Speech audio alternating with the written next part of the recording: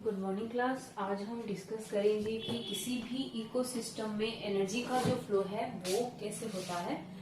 इस टॉपिक से हमें कुछ क्वेश्चंस के आंसर मिलेंगे। जैसे हमें ये आंसर मिलेगा कि किसी भी कॉम्प्लिकेटेड जो स्टेबल इकोसिस्टम है उसके अंदर ज्यादा से ज्यादा 4 या 5 ही ट्रॉपिक लेवल क्यों होते हैं। ये हमने लास्ट क्लास में भी डिस्कस किया था कि चाहे कोई इकोसिस्टम कितना भी स्टेबल होगा उसके अंदर आपको मैक्सिमम 4 to 5 ट्रॉपिक लेवल्स जो है वो देखने को मिलेंगे। एक तो इस क्वेश्चन का आंसर हमें इस टॉपिक में मिलेगा। इसके अलावा एक चीज हमें यहाँ पे और देखने को मिलेगी कि किसी भी इकोसिस्टम की जो कैरिंग कैपेसिटी है या धारण क्षमता जो है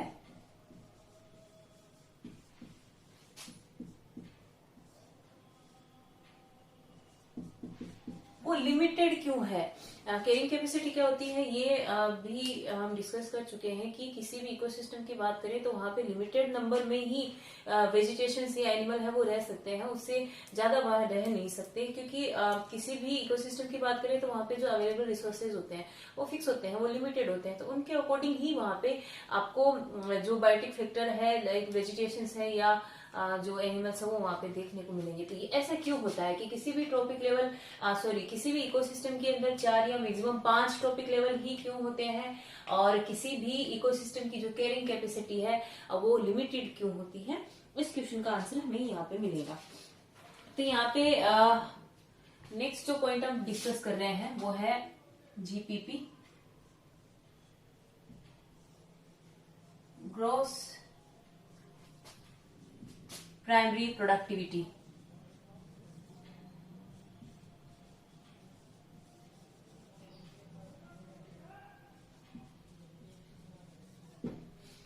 जीपीपी या ये जो ग्रोस प्राइमरी ये जो प्रोडक्टिविटी है ये वो प्रोडक्टिविटी है जिसमें जो प्लांट्स है वो फोटोसिंथेसिस की प्रोसेस में जो टोटल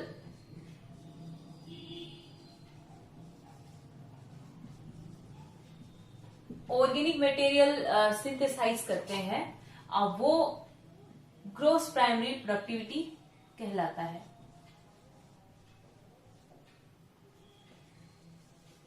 ठीक है, फिर से रिपीट कर देती हूँ। जीपीपी क्या होता है, जो फर्स्ट टॉपिक लेवल है जिसमें मेनली प्रोड्यूसर्स आते हैं। प्रोड्यूसर्स सॉरी प्रोड्यूसर्स जो है वो फोटोसिंथेसिस की प्रोसेस में ऑर्गेनिक मटेरियल का सिंथेसिस करते हैं।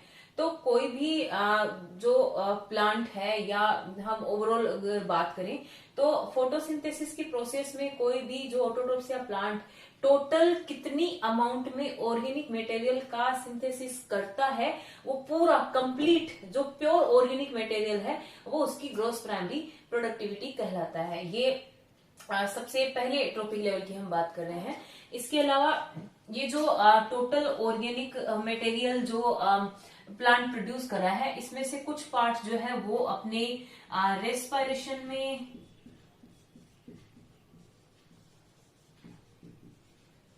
या अदर जो मेटाबॉलिक एक्टिविटी है उसमें यूटिलाइज कर लेता है।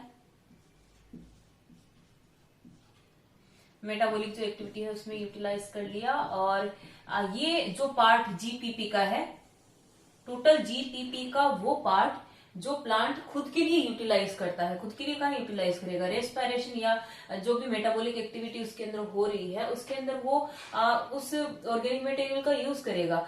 तो जीपीपी का वो पार्ट जो प्लांट खुद अपने लिए यूज करता है उसे आर से हम यहाँ पे डिनोट कर रहे हैं, रेस्पिरेशन एसिमिलेशन। तो जीपीपी में से जो प्लांट रेस्पिरेशन एसिमिलेशन में या अपनी अदर एक्टिविटी में एक्सक्रीशन में है चाहे डिकम्पोजिशन में यूटिलाइज कर लेता है उसको अगर हम जीपीपी में से निकाल दें तो पीछे बचेगा एनपीपी या नेट प्राइमरी प्रोडक्टिविटी।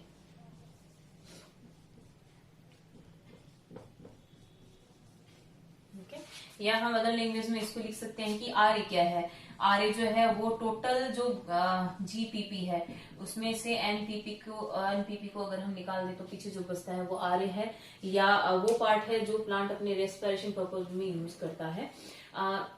फिर से एक बार डिस्कस कर लेते हैं कि प्लांट फोटोसिंथेसिस की प्रोसेस में जो total pure organic material synthesize करते हैं उसको हम ग्रोस प्राइमरी प्रोडक्टिविटी कहते हैं। और जितना ऑर्गेनिक मटेरियल वो सिंथेसाइज करता है उसका एक पार्ट जो है वो खुद यूज करता है, जिसमें उसकी मेटाबॉलिक एक्टिविटी में यूज किया जाता है, रेस्पिरेशन में यूज किया जाता है, एक्सक्रीशन है या डिकम्पोजिशन में उसका यूज किया जाता है। तो जीपीपी का वो पार्ट जो प्लांट खुद यूज करता है वो इसे हम आर से डिनोट कर रहे हैं। तो जीपीपी में से जो आर निकालते हैं तो पीछे जो बचता है वो है नेट प्राइमरी प्रोडक्टिविटी। ये अब नेक्स्ट जो टॉपिक लेवल है उसमें ये काम आएगी। नेक्स्ट टॉपिक लेवल में एनपीपी का जो पार्ट जाएगा वो उसके लिए उसकी प्राइमरी प्रोडक्टिविटी हो जाएगी, या हम कह सकते हैं कि अब वो सेकेंडरी प्रोडक्टिविटी कहलाएगी। इसके अलावा नेक्स्ट अपन जो टॉपिक डिस्कस कर रहे हैं वो है energy transfer.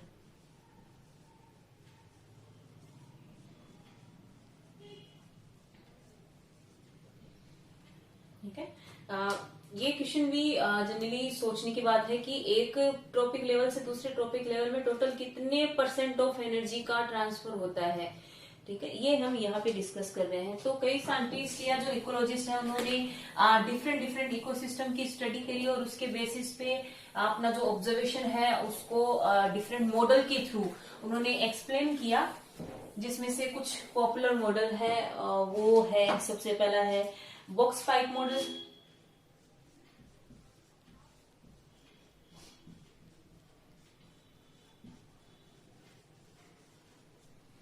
Box pipe model के अंदर क्या किया गया है कि जो जितने भी ट्रॉपिक लेवल्स हैं उन ट्रॉपिक लेवल्स को बॉक्स के फॉर्म में डिनोट किया गया है और यहाँ पे बॉक्स की जो साइज होगी वो उससे अपने से प्रीवियस ट्रॉपिक लेवल से मिलने वाली जो टोटल एनर्जी है वो उसके अकॉर्डिंग होगी यहाँ पे। तो सबसे पहले अगर हम बात करें जो प्रोड्यूसर्स है,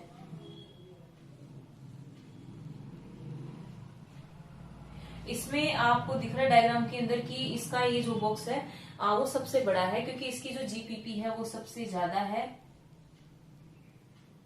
और ये फर्स्ट टॉपिक लेवल है।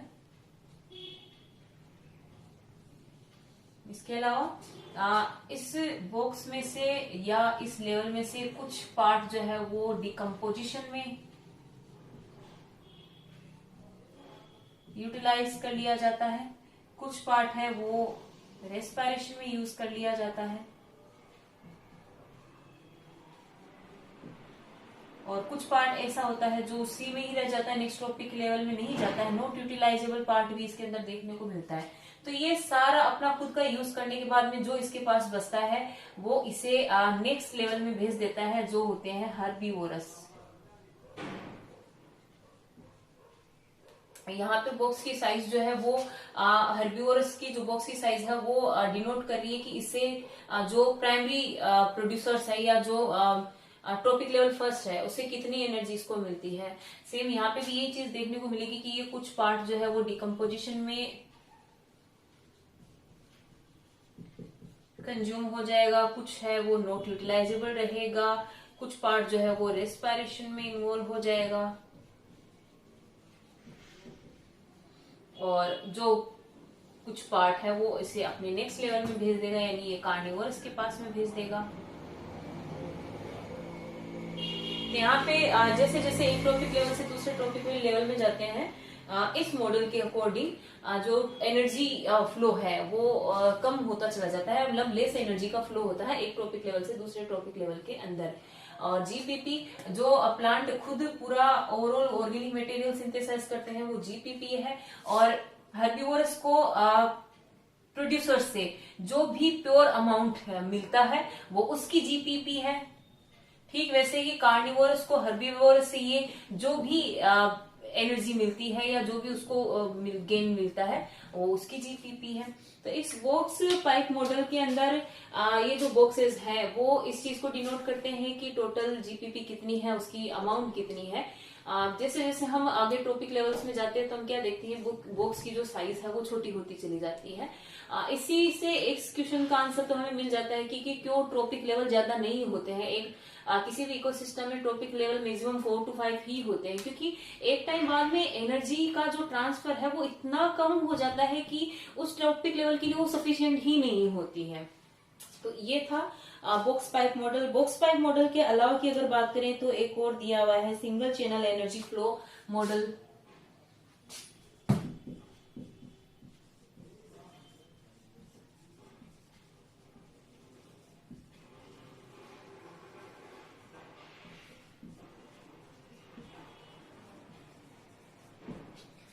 वो भी ये जो मॉडल है ये भी सेम चीज ही एक्सप्लेन करता है कि कैसे एक ट्रॉपिक लेवल से दूसरे ट्रॉपिक लेवल के अंदर जो एनर्जी का है वो ट्रांसफर होता है।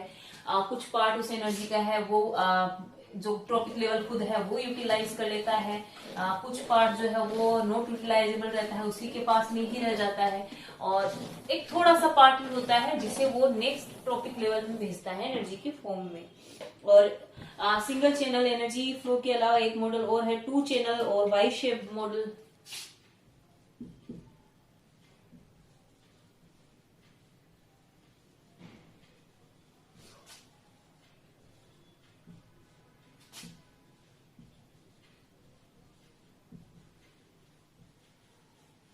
तो ये कुछ मॉडल जो है वो अलग अलग साइंटिस्ट ने या जो इकोलॉजिस्ट है उन्होंने अपने अपने ऑब्जर्वेशन के अकॉर्डिंग दिए थे, और उन्होंने डिफरेंट डिफरेंट इकोसिस्टम चूज किए थे जिसके अकॉर्डिंग उन्होंने अपने कंक्लूजन निकाले। और लगभग कुछ सेम ही है इन सब के अंदर। ये चीज सेम है कि एक ट्रॉपिक लेवल से दूसरे ट्रॉपिक लेवल में जब हम जाते हैं तो हम देखते हैं कि एनर्जी का जो फ्लो है वो जो क्वांटिटी है एनर्जी की वो धीरे धीरे स्टेप बाय स्टेप है वो कम होती चली जाती है। और कैसे हर ट्रॉपिक लेवल में एक बड़ा पार्ट जो है वो या तो खुद जो ट्रॉपिक लेवल के एनिमल है वो खुद ही यूज कर लेते हैं, या नॉन यूटिलाइजेबल रह जाते हैं, यानी नेक्स्ट लेवल में किसी वजह से नहीं ही जा पाते हैं। तो ये कुछ मॉडल थे जो एनर्जी फ्लो को एक्सप्लेन कर रहे हैं। लेकिन इन सब के अंदर जो सबसे ज्यादा यूनिवर्सल मॉडल है वो सबसे ज्यादा पॉपुलर है और सबसे ज्यादा रिलायबल है प्रेजेंट टाइम में, तो उसको हम यहाँ पे थोड़ा डिटेल में डिस्कस करेंगे।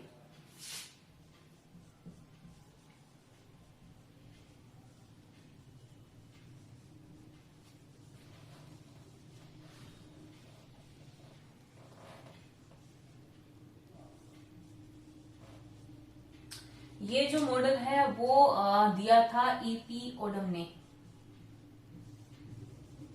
और ये इतना रिलायबल क्यों है, क्योंकि इस जो एनर्जी फ्लो का जो मॉडल है इसको हम किसी एक सिंगल ऑर्गेनिज्म पर भी अप्लाई कर सकते हैं, इसे हम किसी पॉपुलेशन पे भी अप्लाई कर सकते हैं, तो हम इसे किसी कम्युनिटी पे भी अप्लाई कर सकते हैं, रिजल्ट जो है वो सेम ही निकल करके आएगा।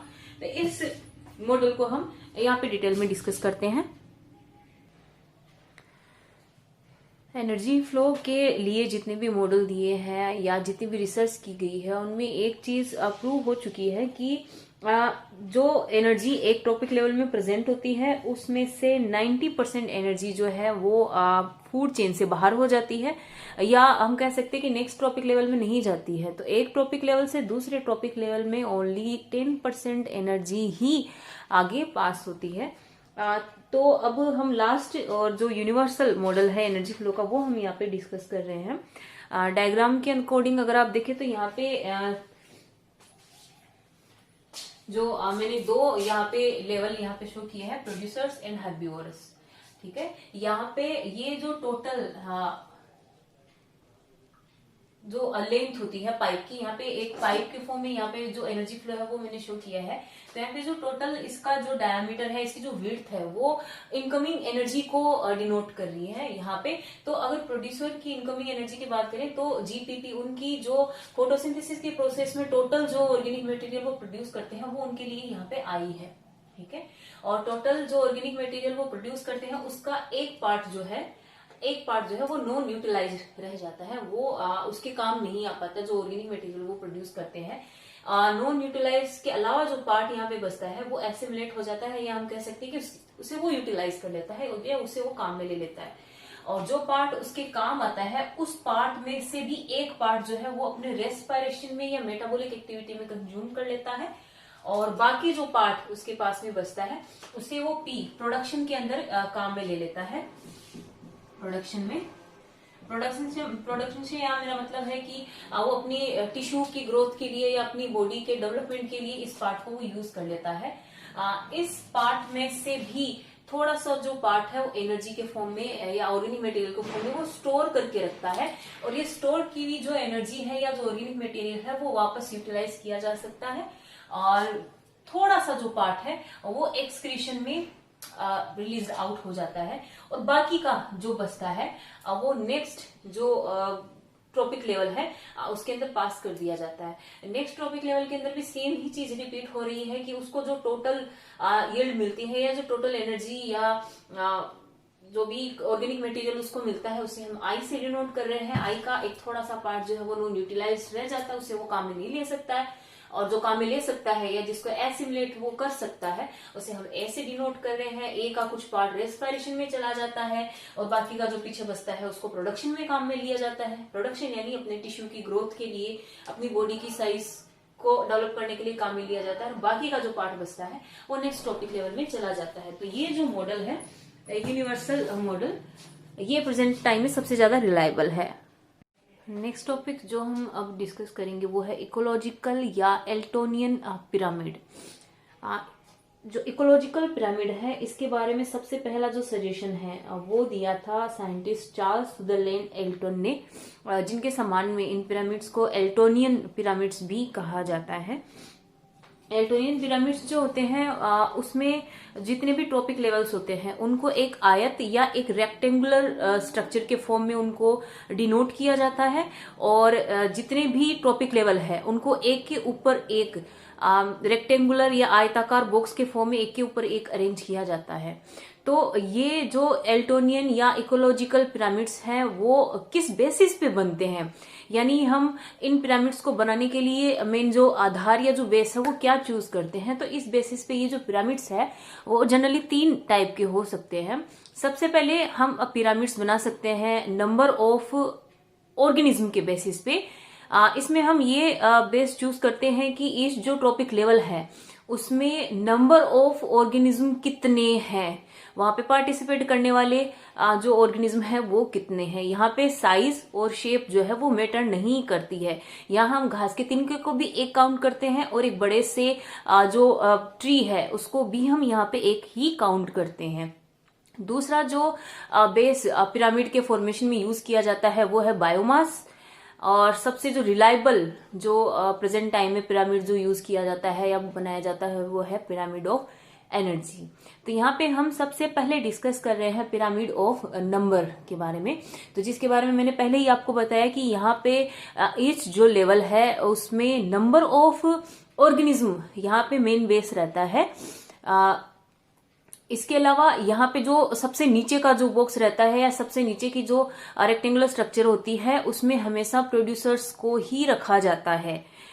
इसके अलावा एक और इम्पोर्टेंट चीज कि ये जो पिरामिड्स होते हैं जो on the basis of number of organism होते हैं इन ईच ट्रॉपिक लेवल, वो 2 टाइप के हो सकते हैं, वो उल्टे भी हो सकते हैं, वो सीधे भी हो सकते हैं।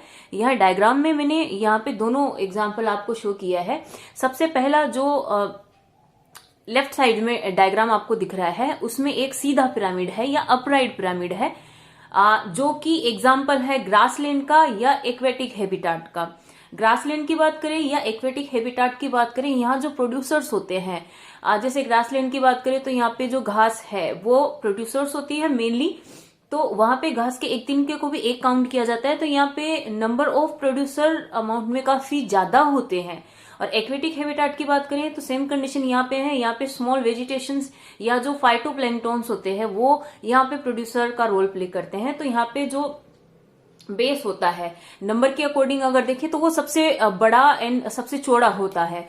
उसके बाद में जो प्राइमरी कंज्यूमर होते हैं वो छोटी फिशेज होती हैं, सेकेंडरी कंज्यूमर जो है वो लार्ज फिशेज होती हैं। तो यहाँ पे जैसे जैसे हम ट्रॉपिक लेवल में आगे जाते हैं वह हम देखते हैं कि number of organism her trophic level में कम होते चले जाते हैं। तो इस बेसिस पे अगर हम ग्रासलैंड या एक्वेटिक हैबिटाट का पिरामिड बनाएं तो ये एक सीधा पिरामिड बनता है जिसमें प्रोड्यूसर्स जो है वो नंबर में सबसे ज्यादा होते हैं एंड टॉप कार्निवर्स जो है वो नंबर में सबसे कम होते हैं। इसके अलावा राइट साइड में एक एग्जांपल आपको और देखने को मिल रहा है जिसमें एक उल्टा पिरामिड बना हुआ है। इस टाइप का पिरामिड जो है वो जनरली देखने को मिलता है जो पैरासाइटिक फूड चेन है उसमें ये जनरली देखने को मिलता है। यहाँ पे जो फॉर एग्जांपल जैसे हम बात करते हैं किसी बड़े बगीचे की जहां पे एक बड़ा सा पेड़ लगा हुआ है, तो यहाँ पे पेड़ को सिर्फ या जो ट्री है उसको सिर्फ एक ही काउंट किया जाएगा। तो हम यहाँ नंबर के बेसिस पे अगर रेक्टेंगुलर बॉक्स बनाए या आयताकार जो स्ट्रक्चर हम बनाए तो यहाँ पे ये सबसे छोटी बनेगी। और ट्री के ऊपर जो नेक्स्ट जो प्राइमरी कंज्यूमर होते हैं वो बर्ड्स होते हैं, और जो नंबर में ऑब्वियस सी बात है ट्री से कहीं ज्यादा होंगे, और बर्ड्स के ऊपर पैरासाइट है वो फीड करते हैं या वो डिपेंड करते हैं, तो उनकी नंबर बर्ड्स से कहीं ज्यादा होती है। तो यहाँ पे हम नंबर के बेसिस पे अगर पिरामिड्स बनाते हैं तो जो पैरासाइटिक फूड चेन का जो पिरामिड है वो यहाँ पे इन्वर्टेड देखने को मिलता है। इसके बाद में सेकेंड हम बात करते हैं pyramid on the basis of biomass. Number of pyramid की ड्रॉबैक ये है कि यहाँ पे घास के तिनके को भी एक काउंट किया जाता है, तो एक बड़े से ट्री को भी एक ही काउंट किया जाता है, चाहे जो ट्री है उसका वेट कितना भी हो। इसी वजह से कई बार जो नंबर ऑफ पिरामिड है वो उल्टा बन जाता था। तो यहाँ पे ऐसा लगता था कि जैसे जो 10% रूल था जो लिंडमैन ने दिया था वो यहाँ पे गलत हो रहा है। यहाँ पे ये जो 10% का रूल है वो लागू यहाँ नहीं हो रहा है। तो नंबर ऑफ पिरामिड की बजाय नेक्स्ट जो पिरामिड जो यूज किया गया था वो था पिरामिड ऑफ बायोमास। यहाँ पर जो पिरामिड बनता है वो किसी भी ट्रॉपिक लेवल में जो एवरेज बायोमास है उसके बेसिस पे यहाँ पे बनता है। ये जो बायोमास पिरामिड है ये जनरली अपराइट या सीधे ही होते हैं। एक्सेप्शन भी है इसका, एक्वेटिक हैबिटाट की अगर बात करें तो यहाँ पे जो बायोमास है बायोमास का पिरामिड है वो यहाँ पे उल्टा देखने को मिलता है, क्योंकि यहाँ पे जो प्रोड्यूसर्स होते हैं वो फाइटोप्लैंक्टन्स होते हैं जिनका बायोमास कम हो सकता है। हालांकि इनकी जो रिप्रोडक्शन रेट होती है वो काफी ज्यादा हाई होती है, जिसकी वजह से ये नेक्स्ट जो ट्रॉपिक लेवल है उसकी रिक्वायरमेंट्स पूरी करते रहते हैं। और इसके अलावा डायग्राम में मैंने ग्रासलैंड इकोसिस्टम और ट्री इकोसिस्टम का भी पिरामिड शो किया है, जो कि बायोमास के अकॉर्डिंग अगर देखें तो ये अपराइट ही होता है या सीधा ही होता है। नेक्स्ट लास्ट जो पिरामिड हम डिस्कस करने जा रहे हैं वो है पिरामिड ऑफ एनर्जी। बायोमास के बेसिस पे जो पिरामिड्स होते हैं उनका एक ड्रॉबैक ये है कि किसी भी ट्रॉपिक लेवल का जितना भी बायोमास होता है वो नेक्स्ट ट्रॉपिक लेवल में कंप्लीटली यूज नहीं किया जाता है। फॉर एग्जांपल जैसे कि हम जानते हैं कि जो कार्निवोरस एनिमल होते हैं वो हर्बीवोरस एनिमल्स के ऊपर फीड करते हैं, उनके ऊपर डिपेंड करते हैं। तो अगर हम हर्बीवोरस एनिमल की अगर बात करें तो उसे कंप्लीटली कंज्यूम नहीं किया जाता है। उसके बॉडी के कुछ पार्ट जैसे उसके खुर है, उसके सींग है, उसकी बोन्स है, वो कार्निवोर्स जनरली कंज्यूम नहीं करते हैं। जबकि हर्बीवोर्स की बात करें तो ये चीज उसके बायोमास में काउंट होती है, लेकिन नेक्स्ट ट्रॉपिक लेवल या जो कार्निवोर्स है ये उनके किसी काम की नहीं होती है। तो यहाँ पे जो बायोमास के बेसिस पे पिरामिड्स थे उनके भी कुछ ड्रॉबैक्स थे। तो फाइनली जो पिरामिड्स मोस्ट रिलायबल है जनरली बनाए जाते हैं वो एनर्जी के बेसिस पे बनाए जाते हैं। यहाँ पे जो मेन बेस होता है पिरामिड का वो इस बेसिस पे होता है कि ईच जो ट्रॉपिक लेवल है या जो प्रत्येक ट्रॉपिक लेवल है उसकी टोटल प्रोडक्टिविटी कितनी है, वो टोटल कितनी एनर्जी को नेक्स्ट लेवल में भेजने के लिए वो उसके पास होती है। तो यहाँ पे जो पिरामिड्स बनते हैं वो हमेशा सीधे ही बनते हैं, इसका कोई भी एक्सेप्शन या अपवाद नहीं है। ये 10% रूल को फॉलो करते हैं। जैसे प्रोड्यूसर्स की अगर बात करें तो उनके पास जो 100% एनर्जी है वो नेक्स्ट लेवल में उसकी 10% ही भेजेगा, और प्राइमरी कंज्यूमर जिसके पास 10% आई है वो उसकी 10% नेक्स्ट लेवल पर भेजेगा। और फाइनली टॉप कार्निवोर्स तक आते आते जो लेवल ऑफ एनर्जी है वो डाउन होता चला जाता है, जिसकी वजह से हम जानते हैं कि किसी भी इकोसिस्टम में 4 या 5 से ज्यादा ट्रॉपिक लेवल जो है वो कभी नहीं होते हैं।